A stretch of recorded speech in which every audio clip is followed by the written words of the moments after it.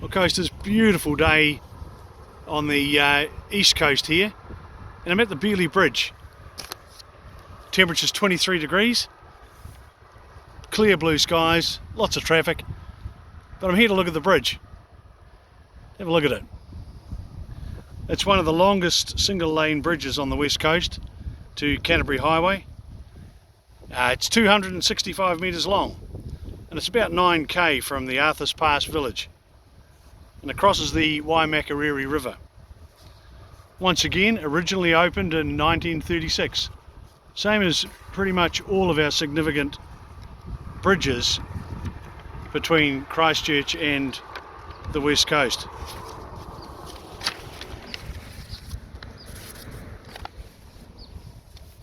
I'm here today to talk about what we call the Coasters Freight Tax. Ever heard of it? Now, it's really special. What it does is every bit of road freight comes with an extra tax. And that places an increase on every item that ends up in the shops and the supermarkets. How does this happen, you might say?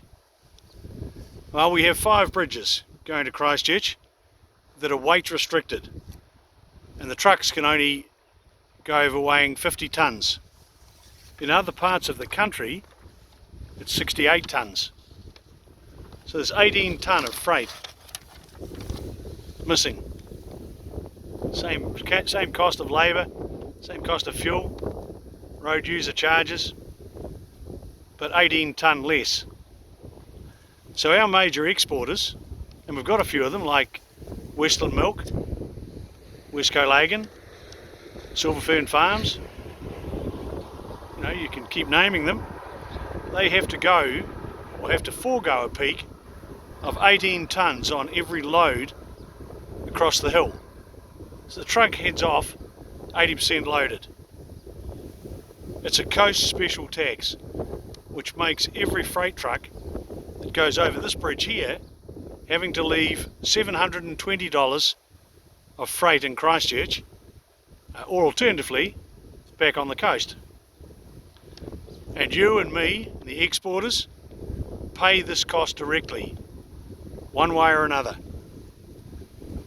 You might wonder how many trucks a day go between Gemara and Christchurch. Well, we've rung around the truckies and we reckon it's about 80. So if you take both ways, that's 160. So that's $115,200 every day at peak of our special coast tax that every company that is exporting from the coast and our coasters paying for goods coming to the coast, and we have to take it on the chin as an extra cost. Upgrading bridging on State Highway 73 is urgent, and it makes good economic sense. Now, we've plugged away for the last 5 years seeking to get some answers from NZTA. I have to give them credit. They go away and they come back and say, no, there are more important bridges in Auckland. Well, I say there can't be anything more important than economic development on the coast. If our exporters pay additional freight charges, they make less profits, they have less to reinvest, less jobs. Makes sense, doesn't it? State Highway 73 retains 5 bridges that are unable to adequately cater to the HPMV, result in 50 tonne maximum truckloads. This results in trucks loaded to 80% capacity in order to be able to use the route. Extended travel routes or unmaximised freight capacity is a direct cost, and it makes it inefficient for the business that's shifting the goods through increased travel costs. You can't see them directly, but I can tell you they're there, and in our case it's $115,200 every 24 hours at peak.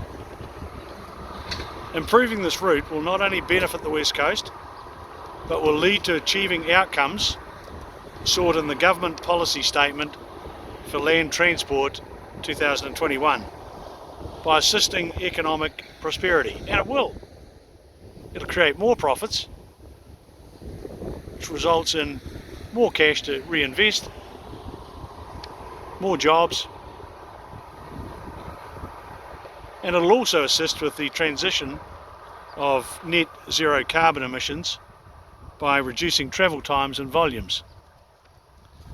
Waka Kotahi, that's NZTA, has promoted State Highway 7 via the Lewis Pass as the HPMV route for the transport of freight from the West Coast to Canterbury. Now I'll just pause there for a second, because coming across the bridge there is an 80% loaded truck, and that's because he's maxed out at 50 tonne. It's crazy, and we can do better. Now the option promoted by NZTA is unviable for business located in the Grey and Western districts, as it requires several hours of extra travel from the point of origin to destination. So more driver time, more fuel, more road user charges, more vehicle maintenance. Doesn't make any sense. State Highway 73 is a pivotal supply chain route for business and communities on the West Coast. It's essential, we need it. And long-term improvements to bridging stock will lead to enhanced business confidence and certainty. These are critical matters for investment in the region, because investment follows profits. Can't get away from it. Now we don't expect immediate replacement of these bridges. Instead, we need to know that NZTA are planning to address the replacement or strengthening of these 5 bridges over the next 5 years. Perhaps we could stretch it to 10, to bring the route up to a standard suitable for catering to HPMVs. 50 tonnes max is just not good enough. The trucks these days are designed to allow for the safe and more efficient transport of freight goods, and the improvement of this route is a pivotal factor for the success of the primary production sector on the West Coast. The bridges that require strengthening or replacement include 1. Griffin Creek, 2. the Taipo River Bridge, 3. the Big Wainini River Bridge, 4. this one here, the Bealey Bridge at Klondike, and 5. the Limeworks Bridge at Springfield. Now, we know that things are tight on the coast, but we can improve the productivity and returns by strengthening or rebuilding 5 bridges up to the standard that they are throughout the rest of the country. And I think it's about time we saw some action on this. You're going to hear a lot about it during 2021. It's not going to go away, and it's very important to us. There we go, folks. Catch you later.